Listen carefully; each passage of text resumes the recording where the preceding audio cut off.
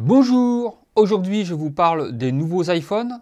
Aujourd'hui on va parler essentiellement de l'iPhone 17. Je vous parlerai prochainement dans une autre vidéo de l'iPhone 17 Pro et l'iPhone 17 Pro Max.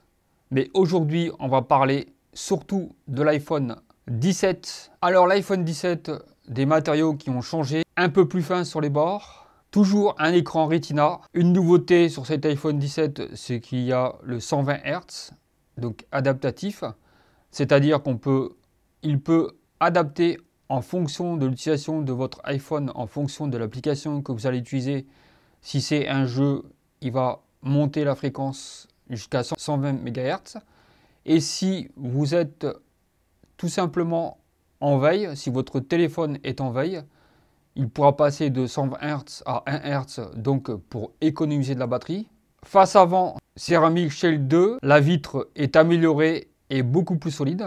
Vous avez toujours le bouton action sur cet iPhone, toujours le Dynamic Island, une caméra 48 millions de pixels avec le système de recadrement de la personne. Donc vous n'allez plus être décadré et vous serez toujours au centre. Ce qui est bien par rapport au recadrage, comme c'est un capteur 48 millions de pixels et comme vous le savez, le recadrage, c'est souvent, il coupe dans l'image pour pouvoir centrer l'image, pour centrer l'objectif. Et avec 48 millions de pixels, vous n'aurez pas trop de pertes au niveau de l'image. Dans ce système de recadrage, vous avez un système qui regroupe tout le monde, c'est-à-dire qui va prendre en compte vous et d'autres personnes qui sont à côté de vous. Aujourd'hui, vous avez la caméra avant qui est de 24 millions de pixels, qui avant était de 12 millions de pixels. Avec les nouvelles fonctionnalités, vous pouvez faire disparaître des personnes qui sont derrière vous et automatiquement vous isoler pour vous permettre, par exemple, à l'extérieur, pouvoir se filmer et donc effacer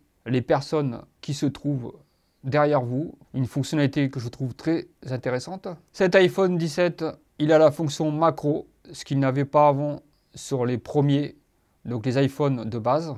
Avec cet iPhone, on peut filmer en 4K. Il y a la nouvelle puce A19. Aujourd'hui, cette puce a des fonctionnalités d'intelligence artificielle. Vous gagnez au niveau de la batterie jusqu'à 50% de charge en 20 minutes. Une vitesse de chargement beaucoup plus rapide. Vous pouvez utiliser un adaptateur 40 watts ou plus. Évidemment, vous allez avoir un processeur plus rapide que l'iPhone 13. La comparaison n'est pas très objective, mais bon. L'iPhone 13, c'est quand même un téléphone qui est assez vieux. Vous avez au niveau des connexions réseau le Wi-Fi 7 et le Bluetooth 6. D'ailleurs, une puce qui a été développée par Apple. Il n'utilise plus les puces de Broadcom. iOS 26 qui va arriver prochainement.